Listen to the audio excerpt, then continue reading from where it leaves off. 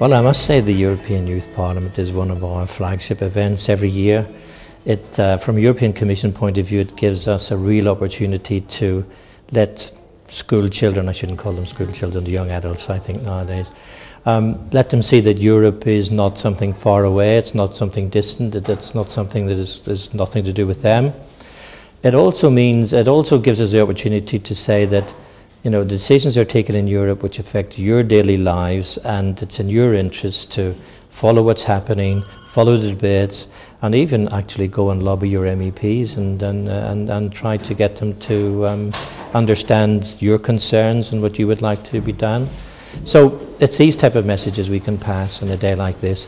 On the other hand, I think from the teachers' point of view, they love to see the young ones having debates and standing up and showing that they can speak in public, and I think you notice that as the day goes on, they have more fun, they're more relaxed, and they get more out of it. Every year that I see it, that's the bit I like best, seeing them enjoying themselves as the day goes on. So all round, I think it's a really great idea.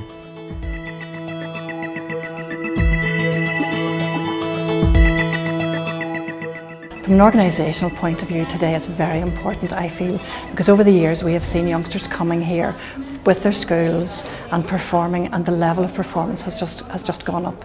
They've seen other models of behaviour from other schools. They have raised their own game. It's a real context. They're grappling with issues. They're giving rebuttal. They're thinking on their feet. And I just think the whole experience, it works when they all come together on the day with the enthusiasm of the teachers, with the planning beforehand. It really is a terrific experience.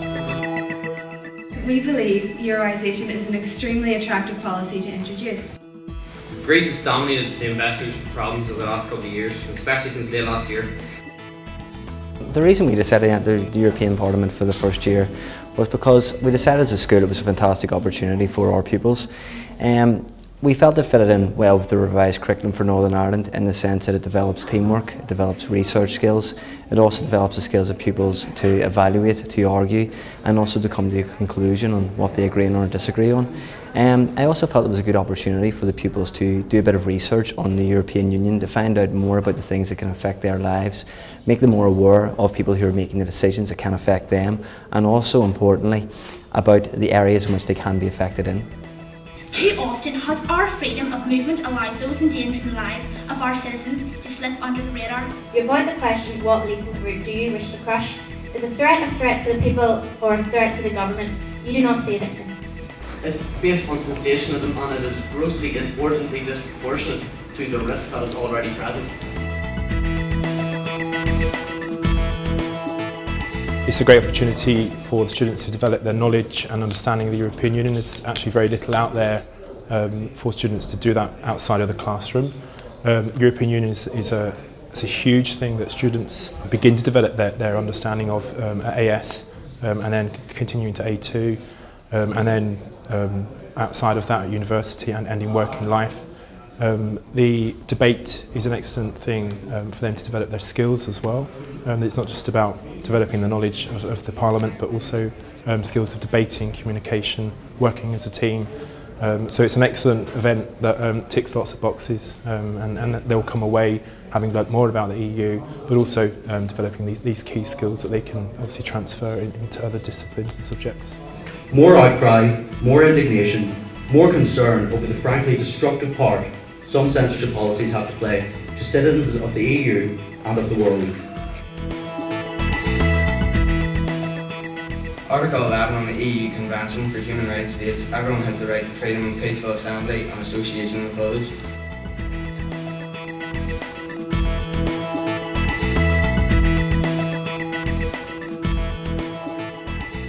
I didn't find it hard to get students motivated for this competition at all. We are lucky in our school in St Dominic's that we do encourage a culture of participation. They were a little bit unfamiliar with the EU, but once they got into it and into their stride and entered the original essay competition, they were very enthusiastic indeed. In fact, we had to turn 25 students away who wanted to participate in it. And even today in the main debate they were nervous, but once they got into it and once their enthusiasm took their grip, they really enjoyed it. As the right to freedom of speech entails the right to silence, introducing mandatory voting infringes upon our right to remain apolitical. Education is not the problem with lack of voting and voter apathy. The behaviour of politicians and the mess that the current political system is.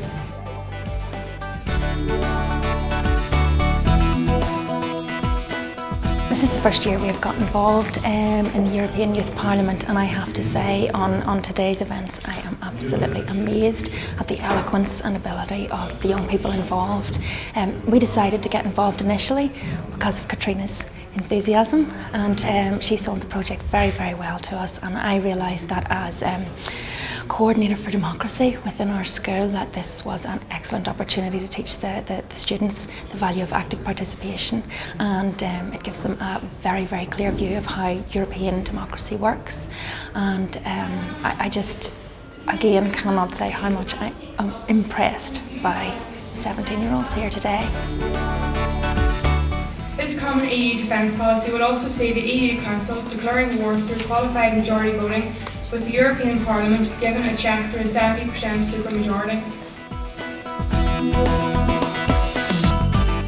Consideration needs to be given to the measures which will offer real protection rather than knee-jerk compulsory actions that are completely pointless. Well, one of the things we thought was so useful about the national sessions at Durham was the fact that there was an opportunity to meet a huge array of people from a variety of different backgrounds.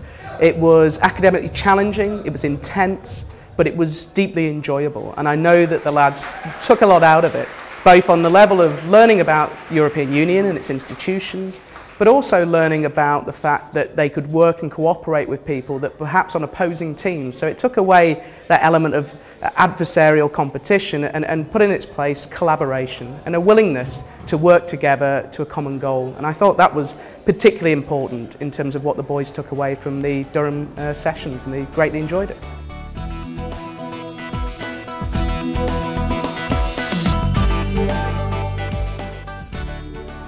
Very useful for academic life later on. I quoted in an EYP resolution in A-level and stuff like that. So it's not just a pointless competition. Skills that you pick up with public speaking or even different types of debates that are held, as well as talking about political issues or things that occur on a global level, really comes through in the majority of subjects that people study at A-level. Also, they tend to be perfectly valid life skills and ones that will serve you well in the future should you take part. It does find that you gain a lot of confidence after being able to get up and speak in front of a large group of people, like a hall full of your peers. You can go on later in life, you be more outgoing, like to go to university, you join different clubs, whatnot. Gain a lot of confidence through it. The committee recommends greater investment in research into large-scale energy production projects such as nuclear fusion. It is not possible to reduce energy consumption if the biggest energy users worldwide are still up and running.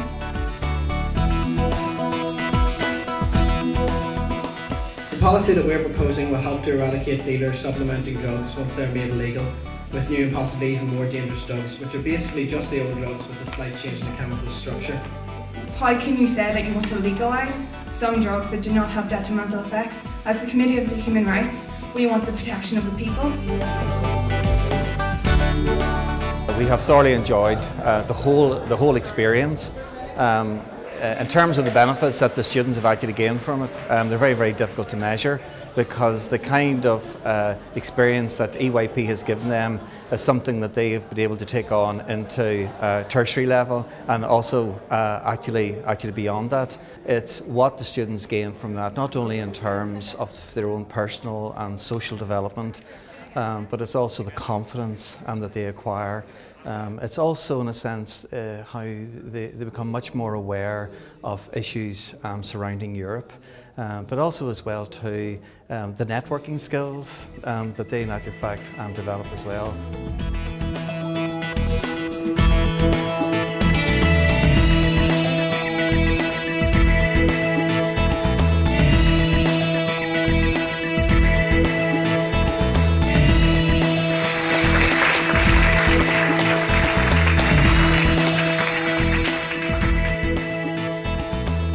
We really enjoyed the day. I think when you're first presented with it, it's quite intimidating, but as it wears on and you kind of relax into the debate, it becomes really interesting, and you get kind of an insight into the European Union that you wouldn't get anywhere else in kind of school curriculum, so it's really interesting and it's really good fun.